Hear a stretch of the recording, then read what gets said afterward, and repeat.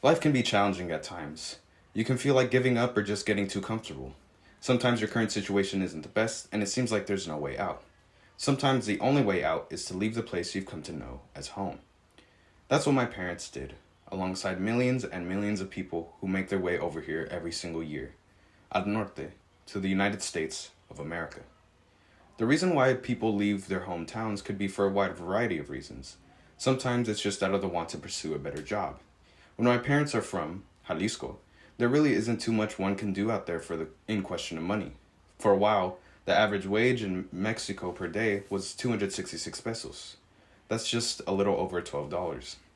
When my parents came over in the early 90s, you can make that same amount of money from working just a 3-hour shift at a minimum wage job in the United States. Nowadays, you can make the same amount from just working 1 hour in California. What if it isn't money that you're after? A lot of the time, people are running from issues in their hometowns, or the opportunities out there are run dry. For my mother, she worked in Los Campos in Mexico, forced to work and also to drop out of school to pay for things around the house. Looking back, she thinks of it as maybe a selfish thing to do, but to head north seemed like the only way out and to gain some independence in her life. And I'm glad that she did. My father's story was different. He didn't want to leave Mexico. He loved it back where he lived. But for how little money one can make out there, he found himself in the position of needing to come out here to help raise money on behalf of his father, mi abuelito.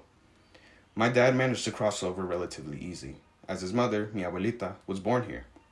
During the 1920s, my great-grandmother fled to the United States of America for safety. It was the time of the Cristero War.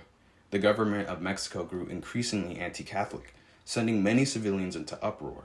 My great-grandfather sent my great-grandmother away to the United States out of her own safety, and while he stayed back to fight with los Cristeros. At the time, my great-grandmother was pregnant with my father's mother, mi abuelita. She would end up being born here in the United States, technically making her a citizen and allowing her future children to come over as well. And that's what my father did. It took my mom 3 tries over before she managed to come over.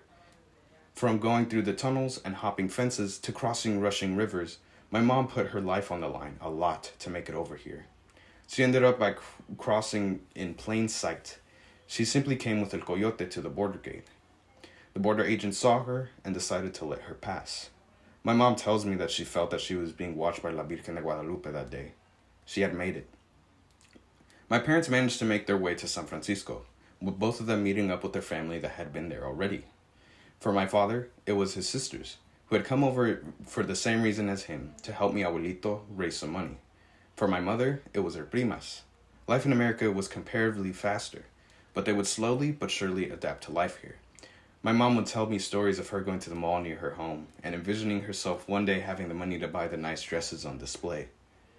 Fast forward a few years, and here I am, Chicano, first generation born from immigrant parents, and I am incredibly proud.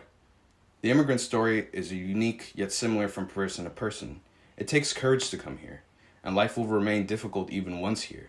But the possibility for better life drives people to continue to come out, to make an attempt to immigrate and live a life with more opportunities.